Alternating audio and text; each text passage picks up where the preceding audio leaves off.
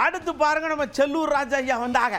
எப்பயுமே கொஞ்சம் மனசுல இருக்கிறத அப்படியே மடை திறந்த வெள்ளம் போல பேசக்கூடிய அண்ணாச்சி அது சொல்லுதாங்க, செங்கோட்டன் ஐயாவை நீக்கினது சரிதாங்க. உங்களுக்கு கட்சிக்குள்ள மனசாக இருந்துச்சுன்னா நீங்க பொது வெளியில புலவலன்னு பேசப்படாது, நேராக கூப்பிட்டு சம்மந்தப்பட்ட விட்டு காதும் வச்சு பேசி ஒரு சும்மா முடிக்கணும். பொது வழியில் பேசினா இப்படித்தான் தண்டனை கிடைக்கும் அப்படின்னு சொன்ன உடனே நம்ம ஆளு கேட்டாங்க, ஐயா அப்போ உங்களுக்கு எதுவும் வருத்தக்கிறது இருக்கா? நீங்கள் நம்ம இபிஎஸ் வண்டியில் ஏறும் போது எதுவும் காதில் சொன்னீங்களான்னு கேட்டாங்க பாருங்க. யோ செவனேன்னு தானே இருக்கேன், என்னைய போய் குறைத்து விடுதிய, நான் பொதுவாக சொல்லிட்டு போயிட்டாரலாம். இந்த மாதிரி ஒரு மாபெரும் இயக்கத்தில் அவர் முதலமைச்சர் அவர் பொதுச் செயலாளர் ஆக்குறதுக்கு எல்லாரும் தான் பாடுபட்டாங்க. இதே இப்போ நீங்கள் யாரை நோக்கி சொல்கிறீங்களே, அது செங்கோட்டையன் தான் கை தூக்குனவர், உற்றத்தலைமை வேணுன்றவர், பொதுச் செயலாளர் ஆக்கணுன்றவர் அவர் தான்.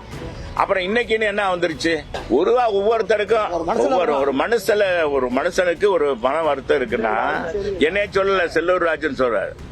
அந்த மாதிரி ஒரு உதாரணம் என்ன சொல்றேன்னா, ஒவ்வொருத்தருக்கும் ஒரு மன வருத்தம் இருக்குன்னா மன வருத்தத்தை பொது வெளியில சொல்லக்கூடாது.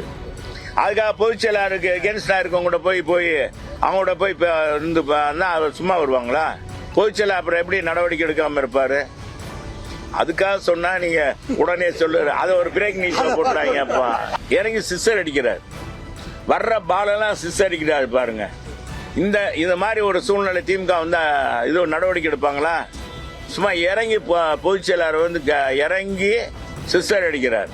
யாரும் கட்சிக்கு விரோதமாக யார் செயல்பட்டாலும் அவங்க நடவடிக்கை எடுப்பேன்னு சொல்லி நடவடிக்கை எடுத்துட்டு இருக்காரு.